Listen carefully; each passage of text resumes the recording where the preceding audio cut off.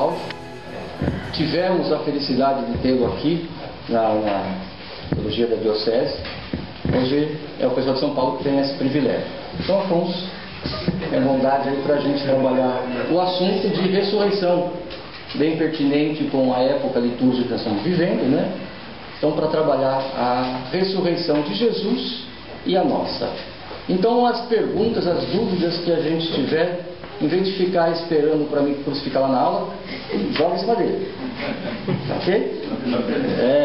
Aproveita aqui, joga em cima dele as perguntas mais cabeludas e depois a gente tenta segurar.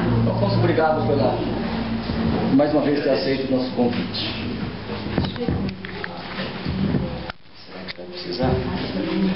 Precisa microfone?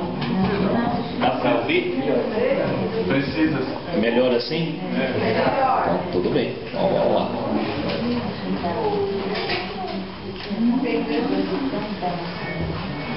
Bom, então boa tarde para vocês.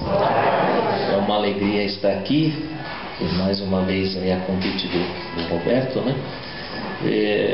Esqueçam o final da apresentação dele, a gente inverte, tá? Como diz que o discípulo sempre supera o mestre, então vocês deixem as mais cabeludas para ele lá, né? Se tornou um especialista na matéria, né? Mas eu não podia perder a oportunidade de mais uma vez aqui visitar vocês, a comunidade e o trabalho aqui feito, porque sempre é uma nutrição para a gente, né, para a nossa caminhada, encontrar-se com irmãos e irmãs que partilham, né, de um mesmo ardor de testemunho da ressurreição. E com o tema desse aí da nossa ressurreição, a ressurreição de Jesus, num período quaresmal, né, nada mais conveniente para a gente poder também aproveitar para uma meditação pascal sobre esse tema, né? Obrigado.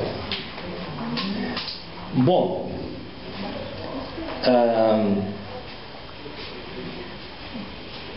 acho que a gente pode ir conversando assim bem descontraidamente, de forma que se vocês já quiserem ir intervindo com alguma coisa que não fica muito clara, ou quer perguntar, ou quer pedir repita por favor, porque isso foi muito escandaloso, então pode falar, a gente vai conversando, né? Não tem nenhuma conferência magistral, nada, é só um bate-papo, é uma partilha de como é que a gente pode entender melhor esse mistério que permanecerá sempre mistério, né? Então a teologia não tem a ousadia de explicar de uma forma cabal algo que já pela própria tradição cristã e antes dela na tradição judaica é entendido como um mistério de fé. O Rubem Alves que gostava de dizer que os teólogos a certa altura acharam que eles tinham que explicar como é que era a mobília dos céus, né?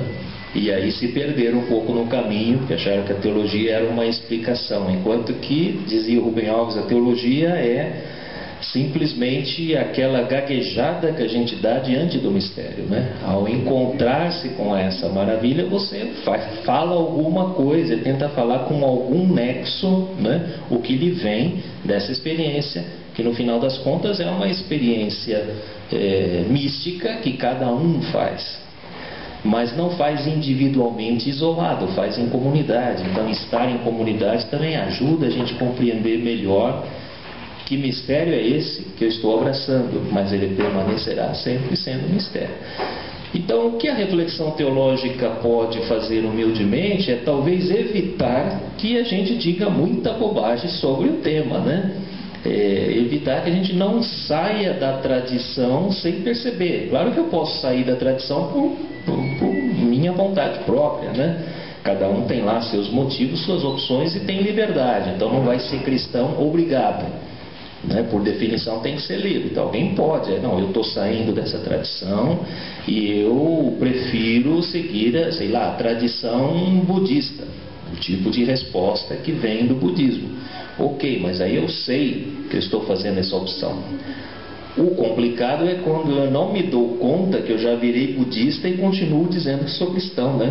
Ou já virei outra coisa e continuo dizendo que eu sou católico, apostólico, romano. Tudo bem, só que a maneira como você está vivenciando esse mistério não pertence mais a essa tradição, né? Não quer dizer com isso que eu vou condenar ninguém para o inferno, se é que ele existe, né? Mas pelo menos fica sabendo, né? Olha, não é exatamente isso que a tradição cristã tenta dizer, tenta evidenciar. Então, você pode escolha livremente, mas escolha sabendo o que está escolhendo. Então, o trabalho da teologia é esse, é um trabalho muito mais humilde do que talvez pudesse parecer em épocas passadas, né? Então eu me propus aqui a seguir talvez 4 ou 5 itens, né?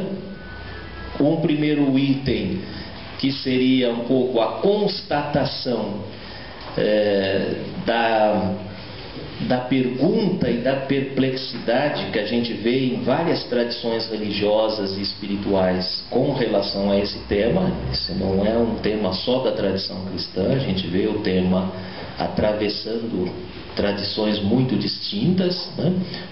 Um segundo item que eu queria destacar é